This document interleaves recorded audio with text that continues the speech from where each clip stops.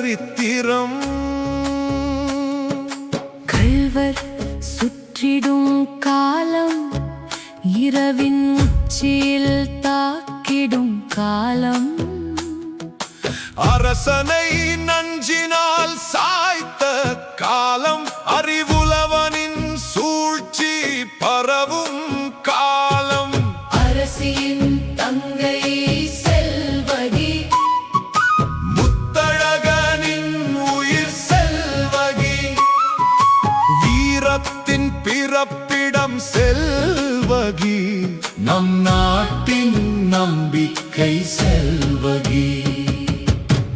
தன் மக்களை காக்க இரவிலும் காவல் காத்த நம்மவர் தலைவி. களரியில் ஆசானை வென்றிட்ட கோவலங்கன் புதல்வி.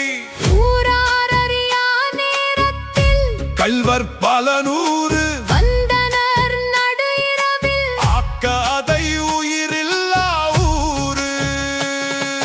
பறந்தாள் செல்வகி, பறந்தன தலைகள், கள்வர் தெரிக்கும் இலைகள்.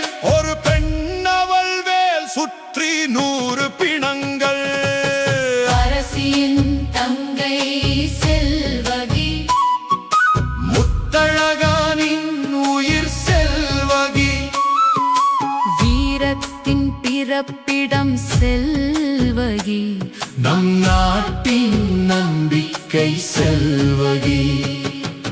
காட்டாற்று வெள்ளம் போல் சுழலியின் வீச்சு போல் செல்வகி போரிட்டாள். ஆனால் ஈனர்கள் குவிந்தனர், வீர போரிட்டு பெண் அவளும் ஓய்ந்தாள். தன்னவரை காக்க வெட்டுண்டு வீழ்ந்தாள். ஒரு மலையே சாய்ந்தது போல் எங்கள் செல்வகி மாய்ந்தாள்.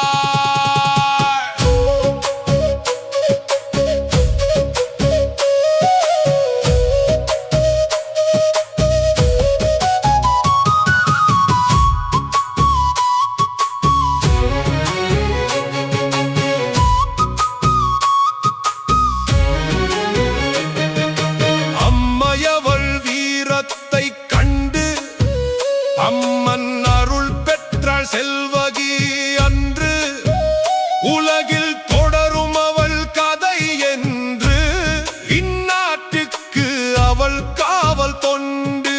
வாருங்கள் பாருங்கள் ஜனங்களே, மலையோர பாதையில் நிழல்களே, நம் நாட்டின் காவல் வழிகளே. அவள் இன்றும் நம்முடன் ஜனங்களே. பிறகும் கள்வர் வந்தனர் 1000, அழகன் வாளின் இறை அனைவரும். அவர்கள் உடல்கள் மீதோ மாமரம், செல்வகி உயிர் மீட்ட மண்ணில் கோபுரம்.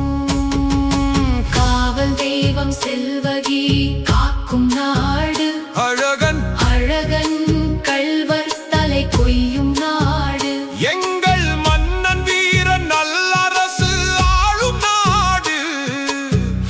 உலகில் சொர்க்கமும் எங்கள் நாடு. அரசி